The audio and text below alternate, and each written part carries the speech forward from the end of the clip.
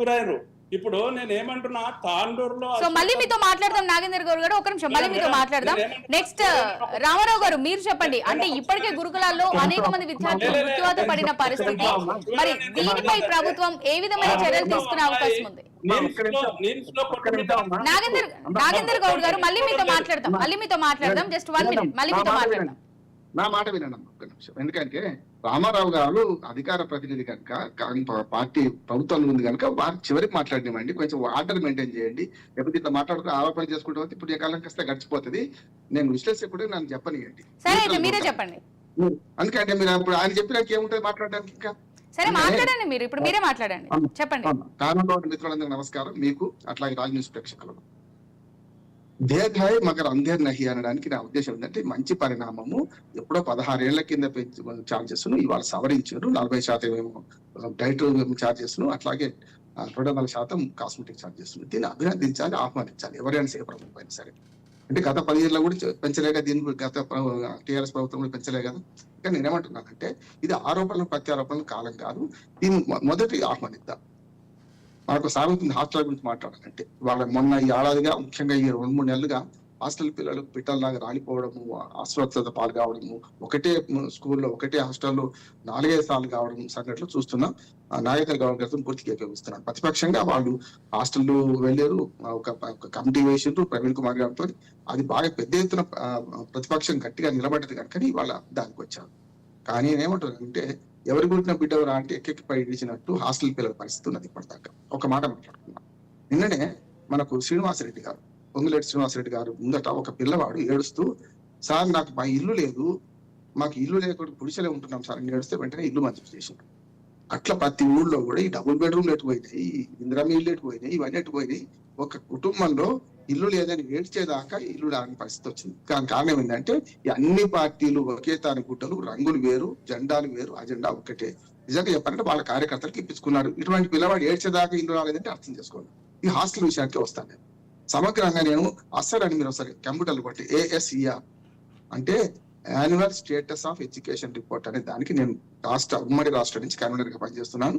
ఇవాటికి కూడా ప్రతి సంవత్సరం మీకు రిపోర్ట్ వస్తుంది, అస్సలు రిపోర్టు. ఇందులో హాస్టల్ పిల్లల స్థితిగతుల గురించి, స్కూల్ గురించి, చదువు గురించి, ప్రైవేట్ పాఠశాల పెరుగుదల గురించి రిపోర్ట్ చేస్తున్నాను. అదంతా చెప్పడానికి నేను రాలే ఇక్కడ.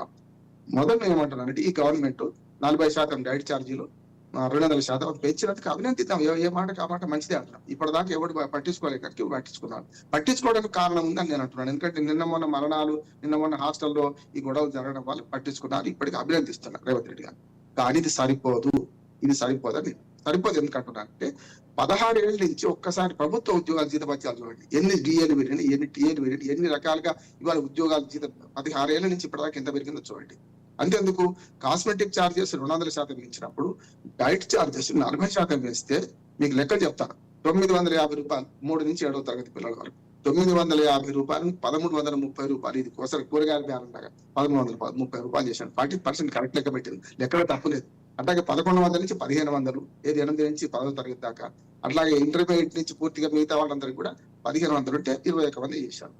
నిజంగానే ఒకసారి ఆత్మపరిశీలన చేసుకున్నాం. అంటే ఎందుకు ఆహారంలో నాణ్యత లోపిస్తుంది అంటే, 4 సార్లు చికెన్, 4 సార్లు మటన్ పెట్టాలి. మనిషికి పడేదంతా 44 రూపాయలు, ఏది కింది పిల్లలకైతే.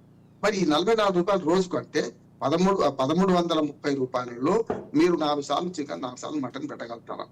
మనం ఉన్న వాళ్ళతో ఆత్మపరిశీలన అంటే వాళ్ళకి బిచ్చమేస్తున్నామా, లేకపోతే జాలి చూపెడుతున్నామా? నిజంగా చెప్పాలంటే 200% డైట్ ఛార్జీలు పెరగాలి. ఏ ప్రభుత్వం పట్టించుకోలేదు గతంలో. ఇప్పుడు విద్యాశాఖ మంత్రి ఉన్నా లేదా సమస్య కాదు. నాకు కావాల్సింది పటేల బొర్రం కదా అంటే అంబలి గారు కూడా చూడరా అని తెలంగాణలో సాగుతున్నది. నేనేమంటున్నానంటే, అసలు విషయం విడిచిపెట్టి వీళ్ళు రాజకీయ ప్రసంగాలకు, రాజకీయ విమర్శలకు తావిస్తే ఇది ఇట్లాగే ఉంటుంది. సమస్య పట్టించుకున్నాం. ఇక్కడ 950 రూపాయల నుంచి 1130 చేయడం మంచిది అంటున్నా, అభినందిస్తున్నా. కాంగ్రెస్ ప్రభుత్వాన్ని, ముఖ్యంగా రేవంత్ రెడ్డి గారిని అభినందిస్తూనే ఇప్పటికైనా సమస్య పట్టించుకున్నారు. తీర్చే క్రమంలో ఏది కొరత చెప్పుదాం, నిర్మాణాత్మక సూచనలు ఇద్దాం. మేము మా గొప్పనా మీ గొప్పనా మాట్లాడుకుంటే బూతులు వచ్చేస్తాయి, అందరి మధ్య వాళ్ళు చేస్తున్నారు. అందుకని నేనేమంటున్నానంటే, ఇప్పుడు జరిగేదాన్ని ఎట్లా చేస్తే బాగుంటుంది. దీన్ని 200% పెంచాలంటున్నాను. ఒక్కసారి రేట్లు 700 రూపాయల దాకా మటన్ ఉంది, 400 రూపాయల దాకా చికెన్ ఉంది. మరి దీన్ని 4 సార్లు ఎట్లా పెట్టగలుగుతారు? ఎక్కడి నుంచి వస్తే డబ్బులు? అందుకని హాస్టల్లో పిల్లలకు అరకొర ఇదే మళ్ళీ నీళ్ళ చారు వస్తుంది, ఇదే వస్తుంది. అద్భుతంగా ఉంది. మీరు డైట్ చూడండి, మనం అకాడమిక్ గా మాట్లాడుకుందాం. ఆ డైట్ చూస్తే రోజుకు 100 రూపాయలు తక్కువైతే పెట్టలేమంటున్నాను నేను మినిమం. అంటే ఏమండి 3000 రూపాయలు కావాలి మినిమం. ఈ కింది పిల్లలకి చిన్న పిల్లలకి అంటున్నాను 200% పెంచండి, నష్టం ఉన్నది అంటున్నాను. ఇప్పుడు సమస్య ఎక్కడ వస్తుందంటే ఈ డైట్ చార్జెస్ అరకొర పెంచుకుంటూ పోయి హాస్టల్ వార్డుల మీద పడ్డము, లేకుంటే పిల్లల మీద పడ్డము, వాళ్ళకి ఆహారం సరిగ్గా సప్లై చేయకపోవడము. ఎవడైనా లాస్ట్ కేజ్ చేయడు కదా, ఎవడైనా బయట నుంచి కొనుక్క రావాల్సిందే కదా. అది విడిచిపెట్టి ఇప్పుడు స్కూల్ పిల్లలకి లెక్కలేదు ఇక్కడ, ఓన్లీ హాస్టల్ పిల్లలే డైట్ చార్జ్ పెరిగింది. స్కూల్ పిల్లలకి ఇంకా అధ్వానంగా ఉన్న పరిస్థితి. డాక్టర్ మేము పేదలు చేస్తున్నారు, వంటలు చేస్తున్నారు, వాళ్ళకి బిల్లులు రావడం లేదు, వాళ్ళకి సరైన అరకొర సామాన్ రాదు, చేయదు. డైట్ అద్భుతంగా ఉంది. పచ్చి పులుసు పెడితేనే భయపడింది, పచ్చి పులుసు పెట్టలేదు. దానికి ఒక రూల్ ఉంది. ఎందుకు రూల్ ఉంది అంటే పచ్చి పులుసు మంచిది కాదంటలేదు, మన ఇంట్లో చేసుకుంటే వేరుంటది. అంటే ఉడకని ఆహారాన్ని ఏది ఇవ్వద్దు అని పచ్చి పులుసు పెట్టలేదు. చాలా మంచి పని చేశారు. మళ్ళీ డైట్ కూడా చూస్తే ప్రతిరోజు ఉదయం టిఫిన్, మధ్యాహ్నం భోజనం, సాయంత్రం మళ్ళీ భోజనం, ఈ 3 పూటల డైట్ మన పోషక ఆహార విలువలను పెట్టాలి. నిజంగా ఆహారం పెడితే మనిషికి 100 రూపాయలు తక్కువ సమస్య సరిపోదు. ఇప్పుడు అందరు కలిసి 21,100 రూపాయలు, ఇంటర్మీడియట్ పిల్లలకి 21,100 రూపాయలు అంటే కడుపు పెద్దది కదా, ఎట్లా సరిపోతుంది? అంటే కేవలం ప్రభుత్వాలు ఏం చేస్తున్నాయి అంటే కంటి తృప్తి చేస్తున్నాయి. దీన్ని అభినందించుకుంటూనే రేవంత్ రెడ్డి గారికి నా సూచన ఏంటంటే, అయ్యా ఒక్కసారి ఆలోచన చేయండి. రేట్ ఎట్లా పెరిగింది? కాస్మెటిక్ చార్జెస్ 200% పెరిగినప్పుడు సబ్బు రేటు పెరిగింది. ఇవి లెక్క చూస్తున్నాయి, ఎందుకంటే ఎంఆర్పీ జరుగుతుంది దానికి. ఇక్కడ ఆహార ఉత్పత్తులకు లేదు కదా. ఆహార ఉత్పత్తులను కరెక్ట్ చేయదలుచుకుంటే దీనికి 200% పెంచినా తప్పులేదు, 300% పెంచినా తప్పులేదు. పెంచి చూపించి మంచి ఆహారం ఇవ్వండి. నిజంగా చెప్పాలంటే ఈ రేట్ తో మంచి ఆహారం ఇవ్వమని ఎవరినైనా నిర్బంధిస్తే ఆ హాస్టల్ వాటిలో ఆత్మహత్య చేసుకోవాల్సి వస్తుంది. నేను ఇటు కూడా చెప్తున్నాను. ఎందుకంటే మనం దీనిపై చేద్దామా, నా గొప్ప అందామా? జరగనియండి. జరిగే క్రమంలో ఒకటి జరిగింది ఏంటంటే, ఈ సంవత్సరంగా విద్యాశాఖ అన్యాయం అయిపోయింది. మంత్రి లేకపోవడం తప్పే, మంత్రి కావాలి. కానీ ఈ గత 2 నెలల నుంచి ఈ ఏవైతే వరుస సంఘటనలు జరుగుతున్నాయో, మహబూబ్నగర్ జిల్లా నారాయణపేట, అది నారాయణపేట మెదక్ జిల్లాలో ఉంటుంది. నారాయణపేటలో జరిగిన సంగతి, ఆదిలాబాద్ జిల్లాలో ఒక మహిళ అమ్మాయి పిల్ల చనిపోవడం సంగతి చూస్తే వాళ్ళని దిక్కులేని వాళ్ళగా చూస్తున్నాం, వాళ్ళని బిచ్చగాళ్ళగా చూస్తున్నాం. దయచేసి పార్టీలన్నీ మీరు వరాలు ఇవ్వకండి. వరాలు దేవతలు ఇస్తారు, మీరు ఇవ్వద్దు. మీరు ప్రజలకు సహాయం చేసే క్రమంలో 21,000 కోట్ల రూపాయలు విద్యాశాఖ కేటాయించామని చెప్పారండి మన రేవంత్ రెడ్డి గారు. అయ్యా అందులో 30% టీచర్ల జీతాలకే సరిపోతున్నాయి. మీరు పెట్టే హాస్టల్ కూడా ఇవన్నీ కూడా మిగతావి. అందుకనే మీరు హాస్టల్ మెస్ ఛార్జీలు పెంచే క్రమంలో శాస్త్రీయ దృక్పథంతో పెంచండి. ఇవాళ అన్ని రేట్లు లెక్క కట్టండి. ప్రభుత్వ ఉద్యోగులకు జీతాలు ఎట్లా పెరుగుతున్నాయి? ప్రతి సంవత్సరం డైట్ ఛార్జ్ ఎందుకు పెరగొద్దు? ఇప్పుడు అద్భుతంగా చెప్తున్నారు నాగేంద్ర గౌడ్ గారు, నిజమే. నేనంటే హాస్టల్ సంఖ్య పెంచారు, గురుకులాలు పెంచారు, మంచిదే. కానీ అక్కడ ఇచ్చే ఆహారం సరిగ్గా లేకపోతే వాళ్ళు అరకొర తింటే వాళ్ళు న్యూట్రిషన్ దాంతో బాధపడితే ఎట్లా అంటారు? నేను లయన్స్ క్లబ్ ఇంటర్నేషనల్ దాని వ్యక్తిని. నేను ఏమంటున్నాను, ఏ పాఠశాలకు పోదాం, ఏ విటమిన్ లోపం ఉందా లేదా చూడండి, డి విటమిన్ లోపం ఉందా లేదా పిల్లలకి పరీక్ష తీస్తున్నాం కదా, తెలుస్తుంది కదా.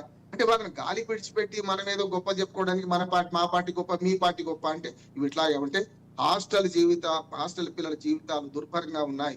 దాన్ని బాగు చేసే క్రమంలో ఇది ఒక అడుగు మాత్రమే ఇష్యూలు. ఈ అడుగు ముందడుగు ఇంకా బాగా కావాలి. చార్జెస్ పెంచండి, మంచి డైట్ ఇవ్వండి. ఈ డైట్ మాత్రం ఈ రేట్లతోని ఈ డైట్ అయితే ఇవ్వలేరు.